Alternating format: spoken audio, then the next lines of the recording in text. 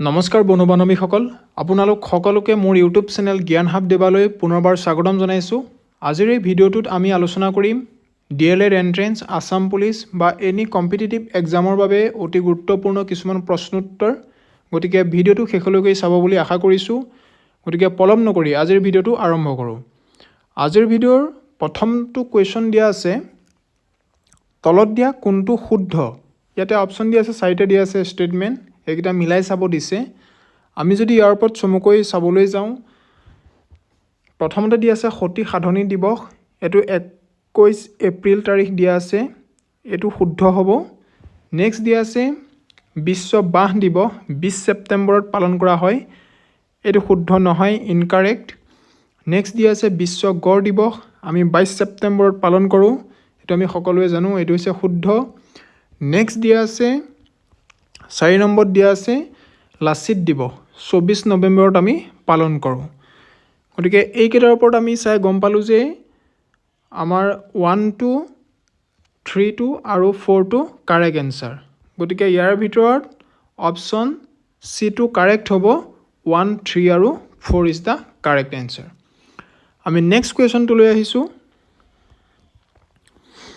Next কুৱেশ্যনটোত দিয়া আছে মধ্যপ্ৰদেশ চৰকাৰৰ সৰস্বতী সন্মান লাভ কৰা একমাত্ৰ আৰু প্ৰথম অসমীয়া কোন বুলি সুধিছে। অপশ্যন দিয়া আছে option A Anima Ghosh, option B Lakshminandan Bora, option C দিয়া আছে হোমেন বৰগোহাঁই আৰু অপশ্যন D দিয়া আছে এইসকলৰ এগৰাকীও নহয় বুলি কৈছে। গতিকে ইয়াৰ ভিতৰত কাৰেক্ট এনচাৰ হ'ব option B Lakshminandan Bora. Next কুৱেশ্যনটোলৈ আহিছোঁ। নেক্সট কুৱেশ্যনত সুধিছে কাঠনিবাৰীৰ ঘাট গল্প সংকলন কোনে ৰচনা কৰিছিল সুধিছে। কাঠনিবাৰীৰ ঘাট অতি ইম্পৰ্টেণ্ট কুৱেশ্যন এইটো। অপশ্যন কি দিয়া আছে? অপশ্যন দিয়া আছে সৌৰভ কুমাৰ চলিহা, অপশ্যন B দিয়া আছে মহিম বৰা, অপশ্যন C দিয়া আছে মামণি ৰয়ছম গোস্বামী, অপশ্যন D দিয়া আছে হীৰেণ ভট্টাচাৰ্য। আমি যদি ইয়াৰ ভিতৰত চাবলৈ যাওঁ, অপশ্যন B কাৰেক্ট হ'ব, মহিম বৰা। কাঠনিবাৰীৰ ঘাট গল্প সংকলন মহিম বৰাই ৰচনা কৰিছিল। Option B is the correct answer. আমি নেক্সট কুৱেশ্যনটোলৈ আহিছোঁ। নেক্সট কুৱেশ্যনটোত দিয়া আছে অসমৰ ৰাজধানী শ্বিলঙৰ পৰা দিছপুৰলৈ স্থানান্তৰিত কৰাৰ সময়ত আমাৰ অসমৰ মুখ্যমন্ত্ৰী কোন আছিল সুধিছে। অপশ্যন দিয়া আছে Tarun Gogoi, option B Gopinath Bordoloi, option C Sarat Chandra Sinha আৰু অপশ্যন D প্ৰফুল্ল মহন্ত। ইয়াৰ ভিতৰত কাৰেক্ট এনচাৰ হ'ব অপশ্যন C শৰৎ চন্দ্ৰ সিংহ। অসমৰ ৰাজধানী শ্বিলঙৰ পৰা দিছপুৰলৈ স্থানান্তৰিত কৰাৰ সময়ত আমাৰ অসমৰ মুখ্যমন্ত্ৰী আছিল শৰৎ চন্দ্ৰ সিংহ।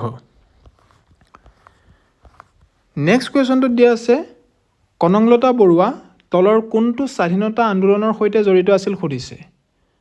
ইয়াতে কেইবাটাও আন্দোলন দিয়া আছে, ক্ৰমে আইন অমান্য আন্দোলন, ভাৰত ত্যাগ আন্দোলন, অসহযোগ আন্দোলন আৰু D ব্যক্তিগত সত্যাগ্ৰহ। ইয়াৰ ভিতৰত কাৰেক্ট এনচাৰ হ'ব অপশ্যন B ভাৰত ত্যাগ আন্দোলন। গতিকে কনকলতা বৰুৱা ভাৰত ত্যাগ আন্দোলনৰ লগত জড়িত আছিল। নেক্সট কুৱেশ্যনটোত দিয়া আছে দক্ষিণ পূব এছিয়া ৰামায়ণ গৱেষণা কেন্দ্ৰৰ প্ৰতিষ্ঠাপক কোন আছে বুলি সুধিছে। অপশ্যন দি আছে প্ৰয়াত doctor Bhupen Hazarika, option B প্ৰয়াত doctor Mamoni Raisom Goswami, option C doctor Dhrubajyoti Bora আৰু অপশ্যন D এইসকলৰ ভিতৰত এজনো নহয় বুলি কৈছে। ইয়াৰ ভিতৰত যদি আমি চাবলৈ যাওঁ, কাৰেক্ট এনচাৰ হ'ব অপশ্যন B প্ৰয়াত ডক্টৰ মামণি ৰয়ছম গোস্বামী। মামণি ৰয়ছম গোস্বামী দক্ষিণ পূব এছিয়াৰ ৰামায়ণ গৱেষণা কেন্দ্ৰৰ প্ৰতিষ্ঠাপক আছিল।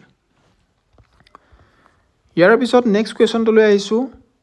শ্ৰীমন্ত শংকৰদেৱৰ কোনগৰাকী ৰজাৰ শাসনকালত এক শৰণ নাম ধৰ্ম প্ৰতিষ্ঠা কৰিবলৈ সক্ষম হৈছিল সুধিছে। অপশ্যন দি আছে Bhaskar Barman, option B Biswa Singha, option C Naranarayan আৰু অপশ্যন D চিলাৰায়। ইয়াৰ ভিতৰত কাৰেক্ট এনচাৰ হ'ব অপশ্যন C নৰনাৰায়ণ। নেক্সট কুৱেশ্যনটোত দিয়া আছে 1924 চনত অসম সাহিত্য সভাৰ আনুষ্ঠানিক পঞ্জীয়নৰ পূৰ্বে মূল নাম কি আছিল সুধিছে।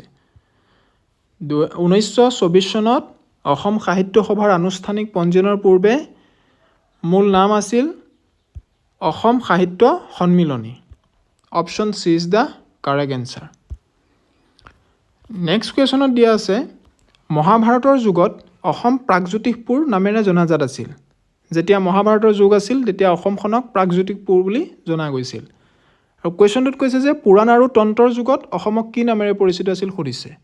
আমি যদি অপশ্যনকেইটাৰ ওপৰত চাবলৈ যাওঁ, অপশ্যন এ দিয়া আছে প্ৰাগজ্যোতিষপুৰ, অপশ্যন বি দিয়াত আছে অসম, অপশ্যন চি দিয়াত আছে কামৰূপ আৰু অপশ্যন ডিত ৰত্নপীঠ। ইয়াৰ ভিতৰত কাৰেক্ট এনচাৰটো হ'ব অপশ্যন চিটো, Kamrup is the correct answer.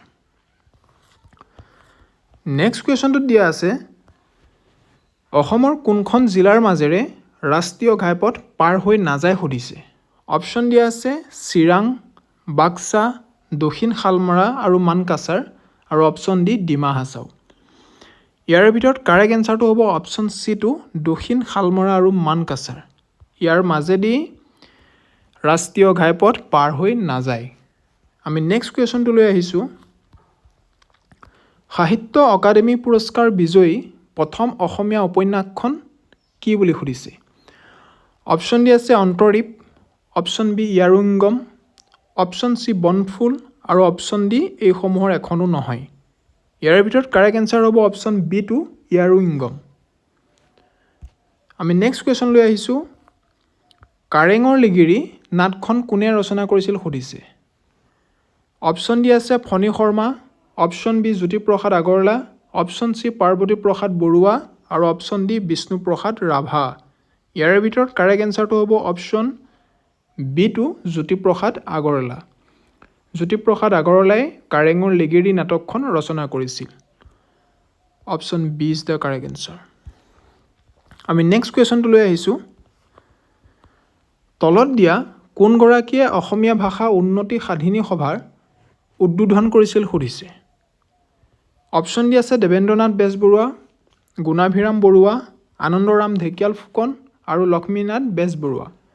ইয়াৰ ভিতৰত কাৰেক্ট এনচাৰটো হ'ব অপশ্যন এ টু দেৱেন্দ্ৰনাথ বেজবৰুৱাই উদ্বোধন কৰিছিল। আমি নেক্সট কুৱেশ্যনটো লৈ আহিছোঁ।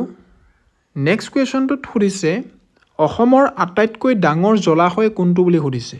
অপশ্যন দিয়া আছে অপশ্যন এ চানডুবি হ্ৰদ, অপশ্যন বি দীপৰ বিল, অপশ্যন চি কুমাৰী বিল আৰু অপশ্যন ডি সোণবিল হ্ৰদ। ইয়াৰ ভিতৰত কাৰেক্ট এনচাৰটো হ'ব অপশ্যন ডি টু সোণবিল হ্ৰদ is the correct answer. Next কুৱেশ্যনটোত দিয়া আছে তলত দিয়া কোনটো শুদ্ধ মিলাই চাবলৈ গৈছে। অপশ্যন ওৱানত দিয়া আছে বাণীকান্ত কাকতি, এইটো প্ৰজ্ঞান ভাৰতী আঁচনিৰ লগত ৰিলেটেড। দুইত দিয়া আছে শ্বহীদ কুশল কোঁৱৰ, এইটো সাৰ্বজনীন বৃদ্ধ পেঞ্চন আঁচনিৰ লগত জড়িত। আৰু 3 নম্বৰত দিয়া আছে যে ইন্দিৰা মিৰি, এইটো বিধৱা পেঞ্চন আঁচনিৰ লগত জড়িত। আমি প্ৰথমতেই এই ষ্টেটমেণ্টটো চাই গম পাইছোঁ যে গোটেইকেইটাই শুদ্ধ হ'ব। গতিকে ইয়াৰ ভিতৰত কাৰেক্ট এনচাৰটো হ'ব অপশ্যন ডি টু 1, 2, 3 এই আটাইকেইটাই শুদ্ধ। গতিকে option D is the correct answer. আমি নেক্সট কুৱেশ্যনটো লৈ আহিছোঁ। নেক্সট কুৱেশ্যন একেবাৰে আমি শেষৰটো প্ৰশ্নলৈ আহিছোঁ।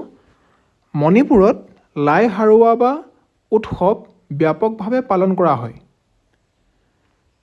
প্ৰদত্ত কোনটো জনগোষ্ঠীৰ গুৰুত্বপূৰ্ণ উৎসৱ সুধিছে তলত দিয়াৰ ভিতৰত।